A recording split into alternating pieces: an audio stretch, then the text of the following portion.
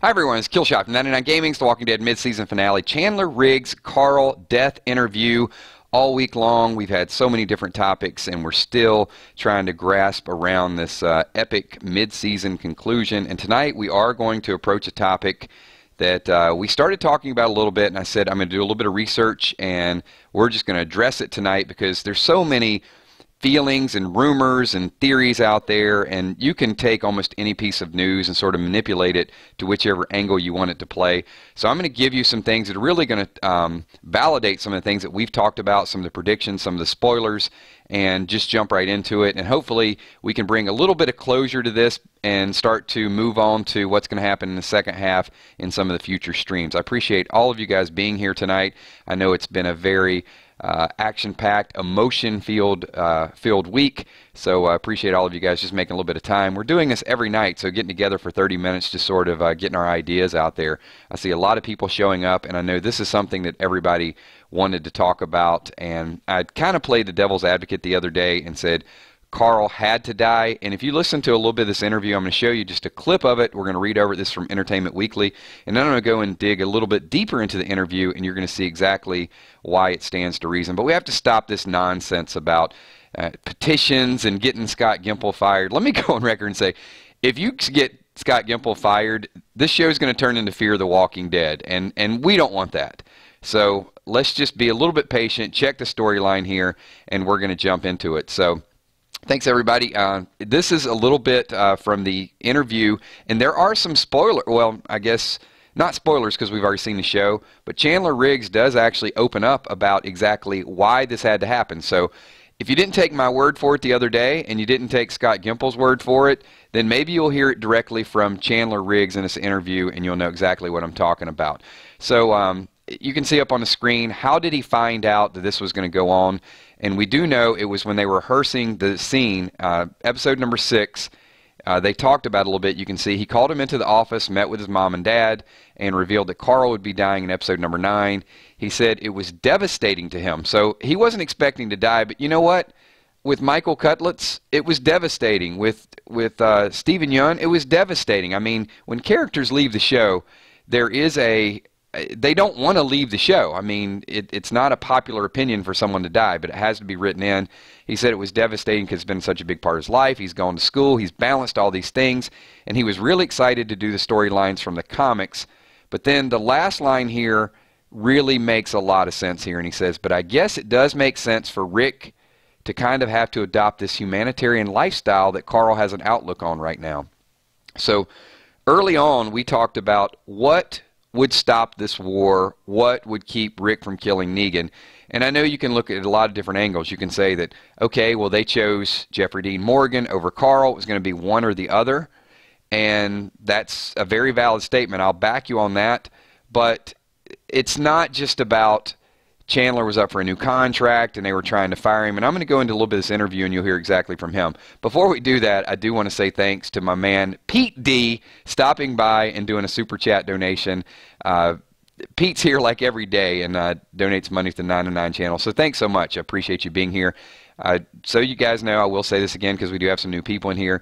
There's an emoji sign down there and also super chat. So if you do leave a financial donation, it'll highlight. If you want to ask a question, we'll stop whatever we're talking about and you'll be a part of this video. Pete is definitely going to get a shout out though, even though there's no question. So if you think of one, Pete, leave it in the comments and we'll definitely get back around to you in just a minute. So I'm also with these videos, these are podcasts, so if there is something that you want to ask it. Everything that you're typing is streaming along the side, so people watching the playback will not see that. If you do type it, it is open season, so I will stop and I'll call on you randomly, and your thoughts will be a part of this video. So Jake from State Farm says, how many times in the past 2 years has Chandler and his dad made themselves, The Walking Dead, look like fools with social media controversies? It's a... You know, I don't want to get into, I'm okay with Chandler, but when some of the parents start getting involved, you know, whether it's Chandler's dad or whether it's LeVar Ball, I mean, sometimes parents have a big impact and they got to take back tweets and they got to retract stuff. Not only does it tarnish a little bit of his time on The Walking Dead, but it also might make it tough for future job opportunities. I mean, let's not feel sorry for Chandler RIGGS. Chandler Riggs has banked over $2 million off The Walking Dead, $40,000 per episode. Granted, Rick and Daryl got huge pay increases this last year, but Rick was making about $90,000 an episode. Chandler was making around 30, I think 38 to 40,000 per episode. So it's not like they fired him and Chandler's homeless. So they wrote him off the show, and we're going to talk about that in one second. But what I want to focus on here for a second is the last line of here where it says, I guess it does make sense for Rick to kind of have to adopt this humanitarian lifestyle. We talked about even weeks ago and said, what could happen to stop this war? And the death of Carl, we talked about the death of Judith. That could have been, killing a baby might have done it. But I don't think the death of Judith would have been as impactful as the death of Carl. And let me go on to the next part of this interview, and you'll see exactly what I'm talking about. Entertainment Weekly actually asked him and said, in response to that comment, they said, you said it makes sense. What did Scott say was his reasoning for doing it? Because contrary to what some fans might think, he does not kill main characters lightly. So here exactly is the spoiler, everybody. And Chandler, 2 days ago, this is a spoiler for some of the second half of the season. So Scott Gimple told Chandler Riggs his reasoning behind it was that in the comics, after All Out War, Negan gets taken prisoner. So to figure out a way to make Rick not want to kill Negan would be to have Carl see things from a different perspective and try to push those ideals onto Rick.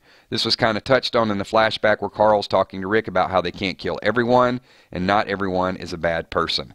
So to our point, and to credit to all of you as we've talked about this and some of the spoilers and some of the predictions, is that's exactly what is going to happen, is Chandler's will has to be exacted onto Rick in the second half of the season. And I think we've nailed it right on the head with saying that the only reason why Rick will not kill Negan is because it's Carl's wish that they find a peaceful resolution to this. So that dropped a bombshell. When I read that interview, I was like, okay, he's not happy about leaving the show, but Scott Gimple's rationale to me is fine. And maybe, I know I'm not the only one that thinks that, but it may not be the most popular opinion as of yet because, a beloved character died. But I can't think of another way to move the story forward. And people say, well, kill Negan. If you kill Negan and keep Carl alive, I guess that could have happened, and then Simon could have maybe taken over. Maybe there's an alternate solution. So let me kind of get your creative thoughts at this point. Other than killing Carl or killing Negan, what could have happened to end this war? And just a couple comments, and I'll read some of the thoughts. I know I'm putting you on the spot, and you may not have a good answer to it at this point, but I'm just kind of curious to see if you were the executive producer or if you were writing the show, would you have written it like this, or is there something that you would have written a little bit different? Because we're going to criticize, and you know what I'll do? I'm going to read some of your comments, and then what we'll do is we'll comment on some of the comments that I read as a fan. So if you say something's going to happen, then I'm going to sort of analyze it and see if I would continue to watch if you did that. How about that? Brian McAndrew says, it makes sense, but I can think of other ways. Give them to me. I want to see them. I'm going to read them in this. Brian Clayton says, killing Michonne. Killing Michonne would not have ended the war. No way. Negan has no emotional attachment to Michonne. That's not gonna stop. You're just gonna kill another main character. Judiths Death, possibly. I don't think it would have had the same effect. I think there would have been remorse, but Negan and Rick have an attachment to Carl.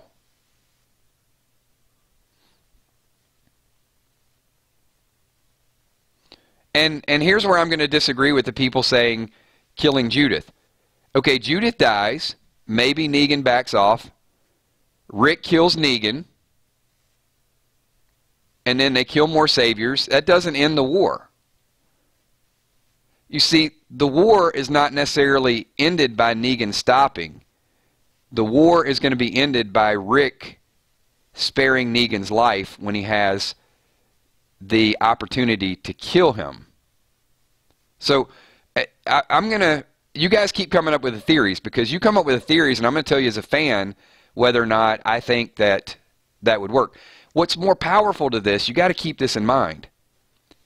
Negan didn't kill Carl.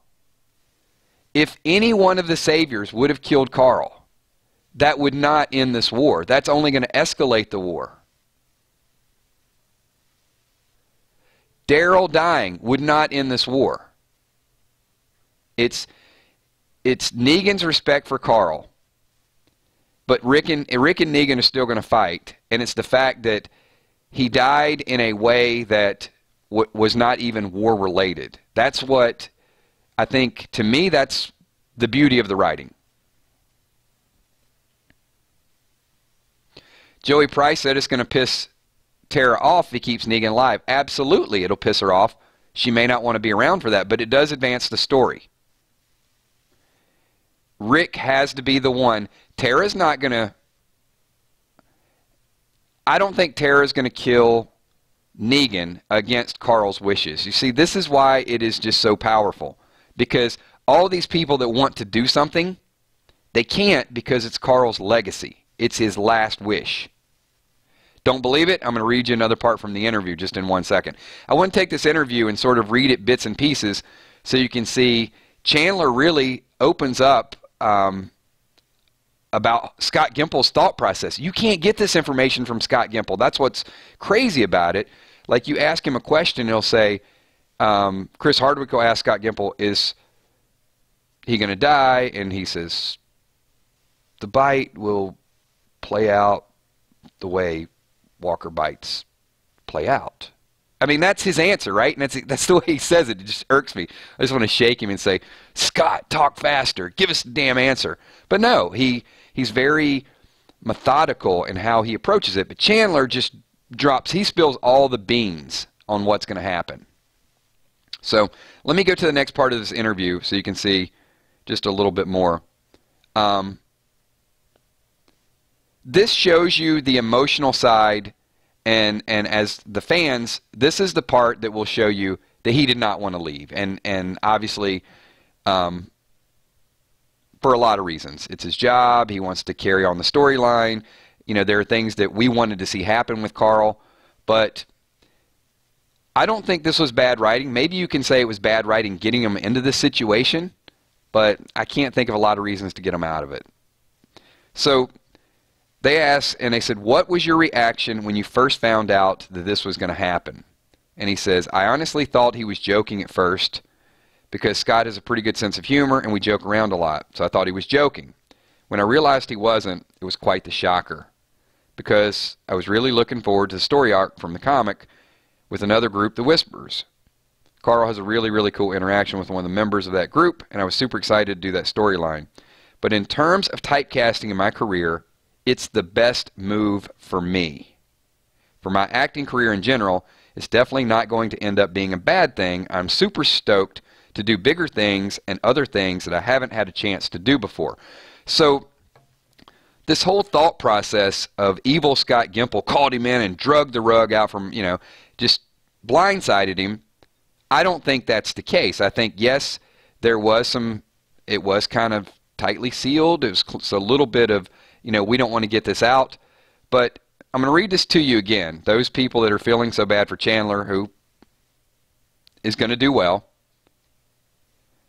For my acting career in general, it's definitely not going to end up being a bad thing. I'm super stoked to do bigger things and other things I've not had a chance to do before. So before you sign that petition and before you rally up, and this is why I didn't want to do this video on the first day, because you have to have a few days to see and hear and absorb and soak up some of the media and see what people are saying before you have this real, The Walking Dead's over, they shouldn't have killed my favorite character. Thoughts to Chandler's reaction there, and I got some more of the interview, and I'll get to that in 1 second. But let me. I'm just going to read a couple comments to see how you guys feel about that at this moment. Aaron Music said exactly that. Gimple and the rest of the cast and crew are so tight-lipped. I'm surprised Chandler said so much about the season ending. I was too. Kel says, if Carl had to die, I think it's the best thing, a life-changing death that will change the storyline for the better. So,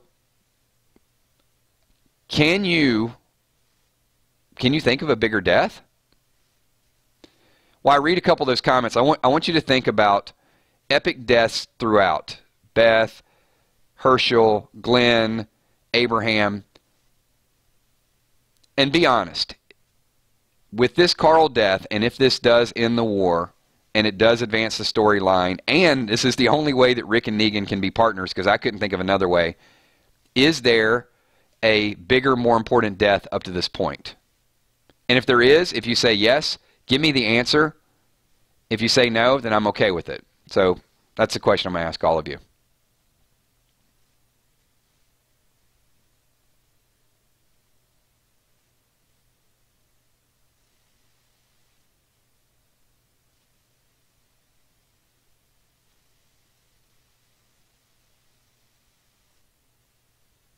Glenn did have an awesome death. Now, I would argue that Glenn's death was as big as Carl's, but not... This was unexpected, and not that will change the story and advance the story the way it needs to. So this is what I want to say, and a lot of people are saying no. So the people are saying no. That's why I think you have to understand that's important.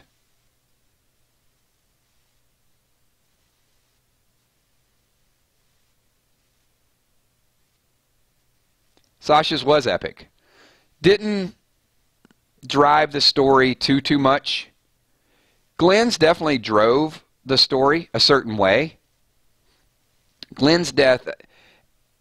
If we'd made an argument, I could say Glenn's death drove us to war, and Carl's death is going to drive us to peace, at least temporarily.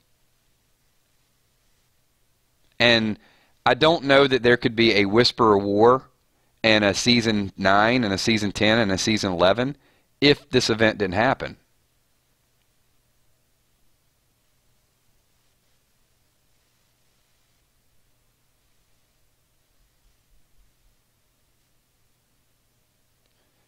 Missy Ann, you're free to make that comment. They could have found a way without killing anyone, especially Carl. I would love to hear how you would have done it. I mean, we asked that question just a little bit ago. So, yeah, if you can give me a better solution. So Pete says, what exactly is going to change? Negan will not surrender. What's going to change is Rick's going to cut his throat, but he's not going to kill him. Or something along those lines. He's going to take him near death, or he's going to have him in a situation where Negan understands he's beat.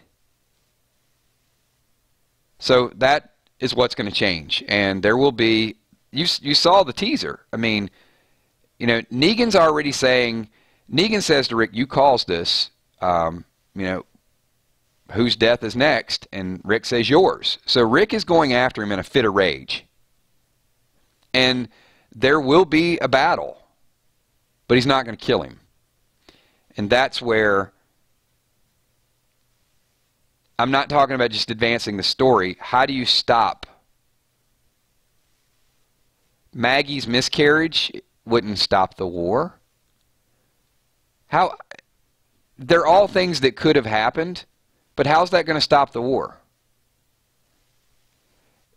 Negan is okay with killing Maggie. Negan is okay with killing Ezekiel. Negan's okay with killing Rick.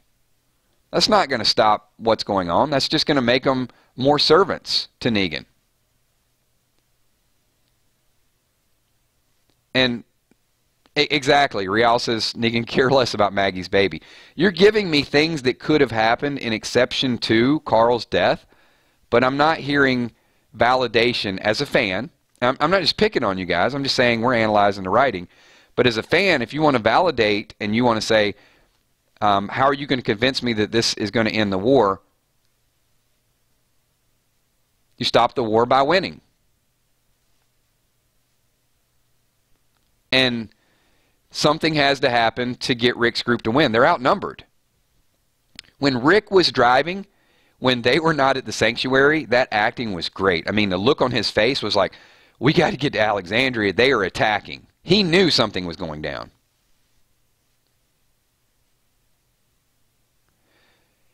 If Rick kills Negan, Simon and the Saviors revolt. Because you already, hopefully you saw the teaser where Simon's getting them together and they say, for Negan. They are fired up. So there's two people that can end this war. Rick and Negan. And it has to be Rick getting the upper hand on Negan and Negan basically saying, I tap out. We can't beat you. And he's going to have to take him close to death and then stop. And the thing that's going to keep him from killing him is Carl. And what I'm saying is that even in this kind of interview that Chandler has where he's divulging this information, he gets it. So if he gets it, maybe we can start to get it. My point. Negan will have to be alive to get Simon to stand down. I agree. Simon is worse than Negan. So Negan is going to have to keep a certain amount of control over the Saviors. And they're already chipping away a little bit, right? I mean, they're merging the groups together. Jesus is trying to help a few people, and the Saviors are not all revolting. They're trying to merge it to a little bit of gray area.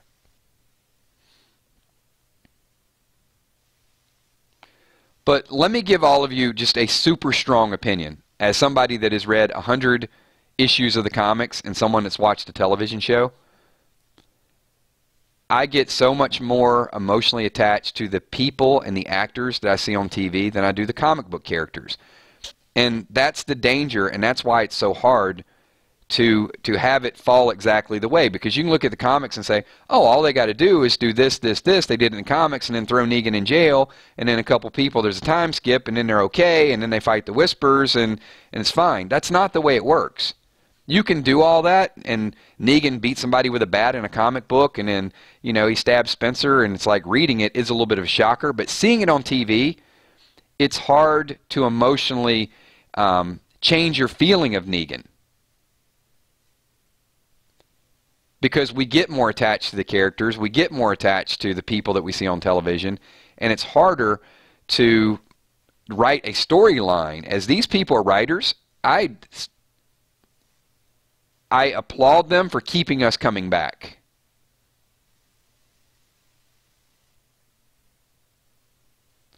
Even when we're upset about it. And they will find a way. Daryl is going to be Daryl, and we're going to tune in to watch Daryl. Rick is going to get Ezekiel out of that mess, and Ezekiel's going to be back, and we're going to have people to cheer for. Do we miss Glenn? Yes. Do we miss Abraham? Absolutely. Are we going to miss Carl? No doubt about it. Are we going to be struggling to say, how does this story advance a little bit different than the comic? Yes, we are, and it's going to be a challenge for the writers. And they may not be able to do it. This is the thing that I want to say. Is people are talking about Carl's story arc. This might be a desperate attempt to get it back on a little bit of a track, but they may not be able to get it back to believable and acceptability. But for now, they've done it. Now, how they go about writing the story without Carl, we will see. And we'll cross that bridge whenever we get there. Glenda Batista says we need to stand down as fans. We need to realize that people die. Steph Richardson says, I would not want to be a writer.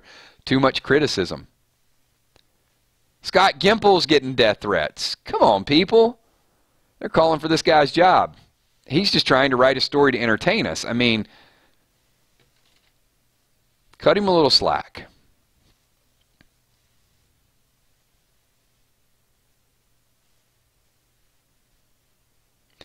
You know, Awkward Angel, and I agree, a couple people made this comment, you stop the war by winning the war, but this is a war that doesn't look like it's going to be won until a whole lot of people keep dying. And what Carl's seeing, the character of Carl, is seeing a way to start doing this without all of the people dying. And everybody always looking over their shoulder. Jesus is seeing a little bit of that too. And if you've got 100 people and 100 people, and 99 die on each side, and then you've got 1-on-1, and one kills one, and there's one person left standing, yes, technically you won the war, but you're living in the world by yourself. If you can accomplish the same thing with 98 and 98, then now you've got resources, you can rebuild things, you can grow things, you can do things. So the whole point is not to keep eliminating this and winning this war by diminishing bodies that may not want to fight. Carl sees that. So give the value to Carl for his character being that important in the storyline. That's what I would say. I absolutely disagree. Eden says the original point of the show is about a man trying to find and protect his family. There is no show without Carl. Absolutely not. I will turn in to watch Carl's next episode, and I will turn in to watch the rest of the episodes because I'm a fan of the show, and I will watch it next season. And you will watch it next season, and people that don't like this death will watch it next season. It's the reality. No different than, and that wasn't just the point of the show, Eden. It might have been in the beginning, but Shane's storyline wasn't about protecting Carl. Maggie's storyline wasn't about protecting Carl. Deanna's storyline wasn't about protecting Carl. Negan's storyline, so there's more to it. The show has developed beyond that. So maybe you could say that from episode number 1, but 2, 3, 4, 5, 6, 7, and 8, there's different things besides a man protecting his son. That's Rick's storyline. That's not Daryl's story. Daryl's story is Daryl.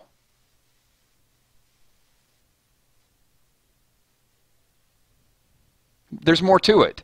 There's more reasons to tune in.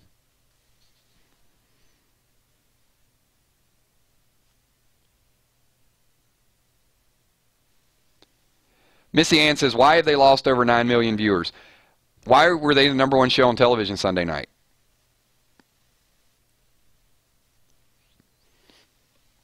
And they're giving their actors raises. And they're making a ton of money off advertising.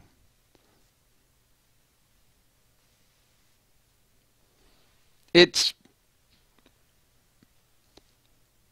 in my personal opinion, somebody that follows the show, somebody that does commentary on the show, there's not a better show on television. And you can always say, what if? Why did this happen? Why did this happen? It's all perspective.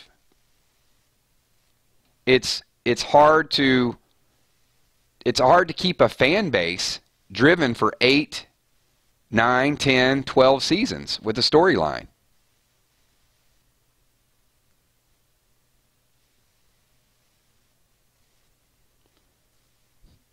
Numbers were down on Walking Dead. Numbers are down on NFL football games. I still watch football games. Some of the football games have been really bad. Some things have happened during football games that I personally don't agree with and I don't like. But I still watch them. It's a preference. And Missy Ann, let me say this. Because I love you being here, and I love my subscribers. For me personally, and I want everybody in this room to stop for 1 second and pay close attention to this comment, because I may not say it exactly like this again.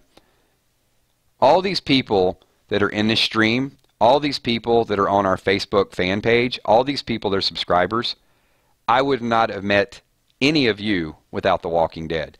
So, I don't know, there's a little bit of a sentimental moment, so I had to throw that out there.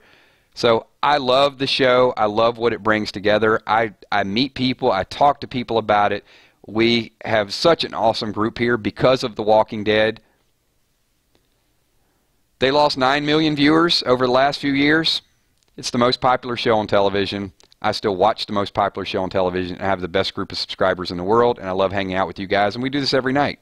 So it creates debate, it creates conversation, and with every death, there's another challenge. Writing is not a perfect science. They will have, look, you lose some people, you win some people back, maybe you don't win them back. as you kill characters, you're gonna diminish some of your fan base.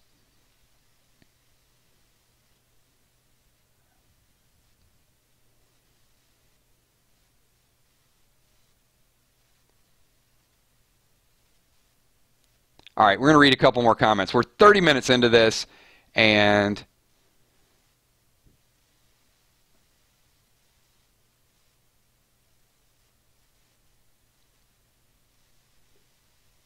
we are Six-Side Sport is cutting onions. Oh, I made a tear happen there.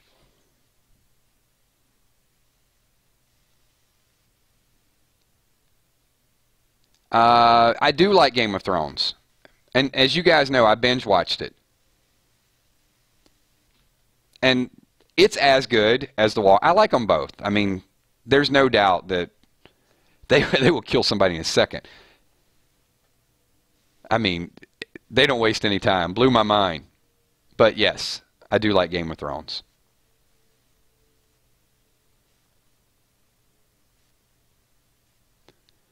So Melissa Collins says, was he really fired?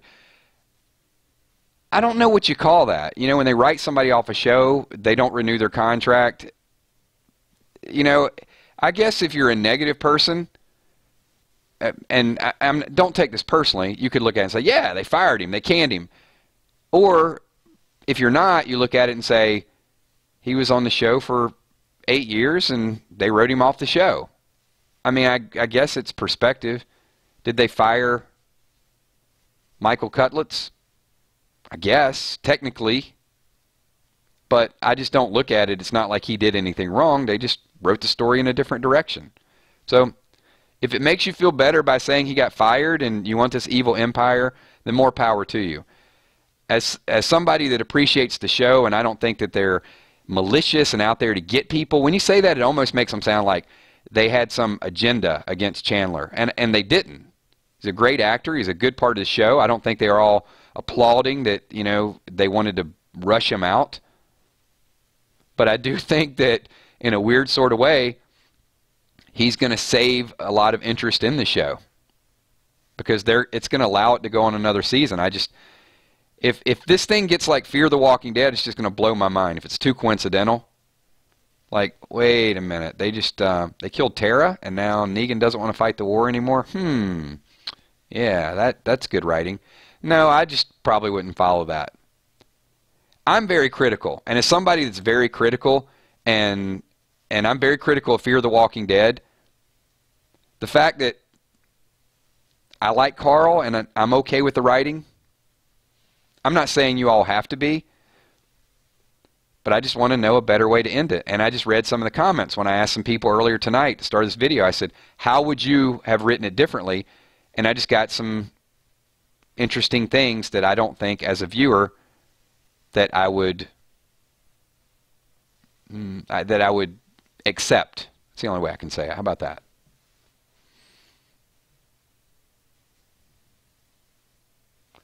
Same thing. Missy Ann says, my eyes are like zoning in her comments. I know I'm missing some other people. Sorry. But some of the things she's saying really resonates and hits home. I still watch Fear the Walking Dead because I hope it gets better too.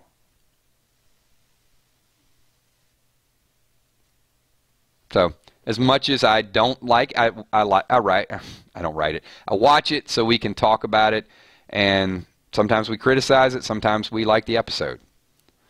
A whole episode about the damn dam and the water, and it went full circle and it accomplished nothing. That hurt me a lot.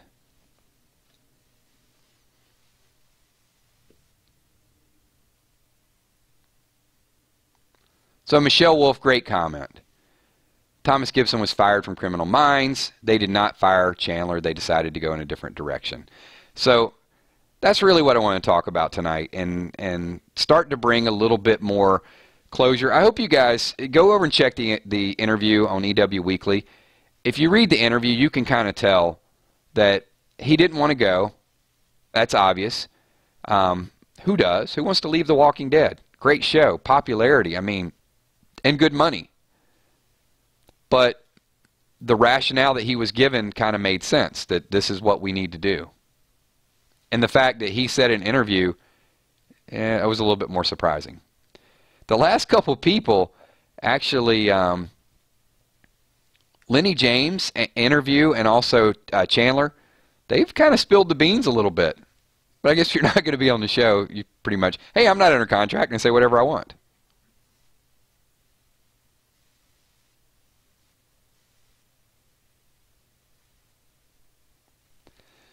All right, everybody, we are going to wind the stream down to about 35 minutes. I can turn on this mic and talk to you guys probably for an hour, 2 hours every single night, but I'm not going to monopolize all of the time. I appreciate everybody being here. If you guys could do me a favor, a couple hundred people in here, if everybody could slap the like button, and if you're not subscribed, hit the subscribe button. We get debates here. I mean, we're going to get heated debates. I'm going to throw my opinions out there. I'm going to read other people's opinions. I tried to balance it a little bit tonight. I know that you know, I didn't want to read every comment that was aligned with me, because that does make it a little bit boring. I wanted to get some different thoughts, some different concepts out there. Sometimes we'll get heated, but you know what? We'll come back the next night and we'll talk about something different. And there's going to be things that we agree on and things we disagree on. But The Walking Dead, really, if nothing else, it does create all of that conversation, and we have a lot of fun with it. So there's going to be some Carl talk here or there. Obviously, on February 25th, we're going to be having a therapy video, because we saw it happening, but when he officially puts him in the ground, it's going to be tough. I mean, it's not going to be fun to watch that. And there's going to be some more anger, and there's going to be anger from people on the show. Even Andrew Lincoln, I saw an interview with him, and he is getting a little choked up. People are not happy to see him go. And if I came across that way that you guys think that I'm anti-Carl and I was happy, I'm not. I like the character. I like the actor. When I saw it, the first thing I was thinking, though, was that's pretty clever, because I like to dig down a little bit and say, how would I have done it a little bit differently, and I can't. So appreciate all of you guys being here. We will do this again tomorrow night. We'll have a different topic, and then, of course, Saturday night we will take a little bit of time off. I'm still debating Sunday night. We've sort of lined up that slot. We've had a lot of fun with it. I think we're going to do predictions on Sunday night. So our Sunday spoilers this week will be predictions, and then we'll get into some spoilers a little bit sometime next week. I just want to kind of let everybody digest everything that's happened in the first half, because there is going to be a lot of action. I do have some limited spoilers for the second half, but I don't want to dig too deep into them, because I like doing the prediction videos. The predictions are fun, and I try to save the spoilers till the last minute, because if I know, then the prediction is a little, well, it's loaded, right? I already know. I'm not really predicting anything. And I have fun being wrong. So thank you so much. Appreciate all of you guys being here. I'm going to do as many shout-outs as I can. So type a quick 999, and I will see you all, if you're available, at 9:30 tomorrow night. Hopefully this becomes a regular thing Monday through Friday, and you guys tune in. Thanks again. Give me some quick 999s. Let me see how many shout-outs I can do. If you're watching the playback on this, then this is just the closing credits. You can go ahead and take off, because you're not live. You won't get any shout-outs if you're watching the playback. But you can leave in the comments below. And if you do leave the comments below, I'll include your comments in a future video. So thanks so much for being here. JB, Dennis Panna, Kyle Law, Chris Rang, Missy Ann, thank you so much. Appreciate that passion. I got somebody new to fight with. It used to be Lindsay Luke. Now it's going to be Missy Ann. We're going to be putting on the gloves, fighting every night. Will Saint, thanks for being here. Maggie Bonacorda. Lawrence Blee, thanks for being here. Real, you better believe it, man. I do like me some Game of Thrones. We will start doing sometime middle of next season some Game of Thrones chat as well. So if you guys are big fans of that, then tune in. I'll talk about anything that we can talk about. Nina Allen, thanks for being here. Terry Lynn, Mike, the real Rick Grimes, Steph the Cuervo Queen, Salem Blue, Darko77. Where's AJ Jepson? She in here tonight? Beast Bear in the house. Mary M. Sith Lord, thanks so much, man. Appreciate you. And I'm going to keep doing it. As long as you guys show up, I will promise you I will keep doing this. Jennifer Ashworth, you have a good night. Gabrielle Atienza. Mad Dog 2020. Oh, man. You cannot drink that stuff, can you? E-Beach, I do love Blacklist, so maybe we will. John Collins says you're my hero. Thank you. Thank you so much. You're my hero, John. Brene, thanks for being here. OU Crawfish. Boomer Sooner, what's up, man? There's my happy hippo. What's up, hippo?